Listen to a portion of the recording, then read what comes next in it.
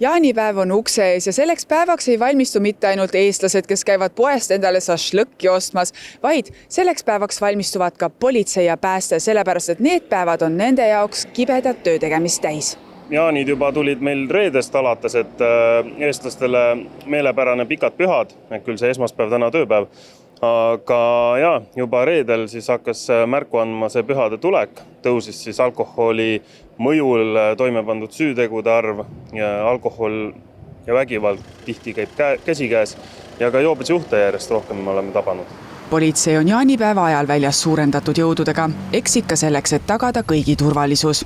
Kuna politseile annavad palju tööd joobes autojuhid, tuleb nii mõneski kohas olla valmis puhumisreidiks.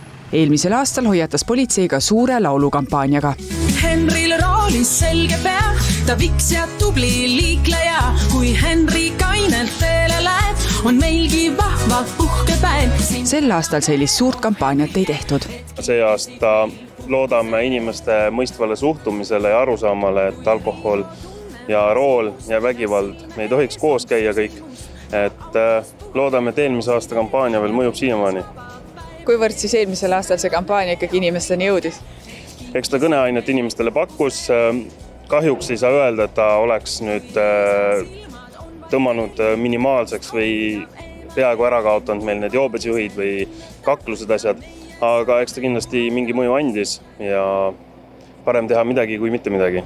Aga ka Päästeamet on pühadeks valmistunud. Ainuüksi sel nädalavahetusel tuli neil mitmekümnel korral välja sõita kohtadesse, kus oli väljaspool hooneid tekkinud tulekahjud. Enamus neist olid lõkked.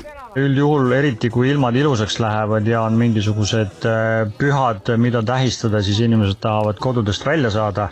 Need, kes korterites on, siis need otsivadki kohti, kuhu minna ja need kohad, mida siis on mõned võib-olla kohalikud omavalitsused ette valmistanud kuskil läheduses, kui need on täis, siis ongi järgmine variant, et leitakse ise mingisugused kohad, kus lõket teha.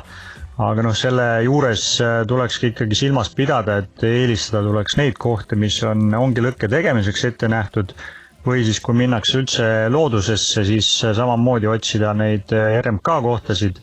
Aga kui ei ole, siis sellegi poolest, et seal on ka ikkagi omad reeglid, et kuhu ja kuidas seda lõket teha, et kindlasti tuleks ka seda ohutuse poolt silmas pidada.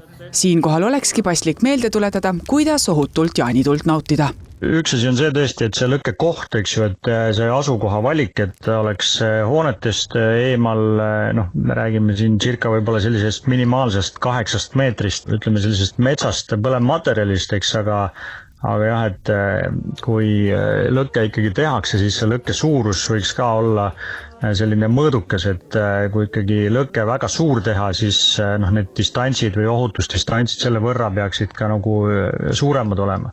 Ja jällegi, et kui see lõkke üles tehakse, siis tuleb seda tuult või ilmastikku vaadata, et väga suure tuulega ei soovita teha. Ja kui tõesti peaks juhtuma, et kuskilt saab pisikesest sädemest suurem tuli, oleks hea, kui oleks käepärast ka kustutusvahendid. Sellele enamus jaanitule tegijaid ennetavalt ei mõtle. Kogu lõbutsemise keskel unustatakse tihti kõige lihtsamad asjad ära, nagu näiteks, et joogise peaga ei peaks sõitma ega ujuma minema. Ja ka paadile ei peaks astuma ilma päästevestita. Mida inimestele südamele siis panna? Et sõidukirooli minnes tuleb olla kaine, pohanud, hoidke peal silma oma lähedastel sõpradel, veekogu ääres samamoodi joobes sõpradel, et keegi ei läheks alkoholijoobes ujuma. Kui on vaja, takistage füüsiliselt neid autojuhte, sõpru, et tähtis on hoida elusid ja ega midagi. Pidutseda tuleb mõistusega ja loodame, et jaanipäev kõigil siis rahulikult ja vaikses tempos.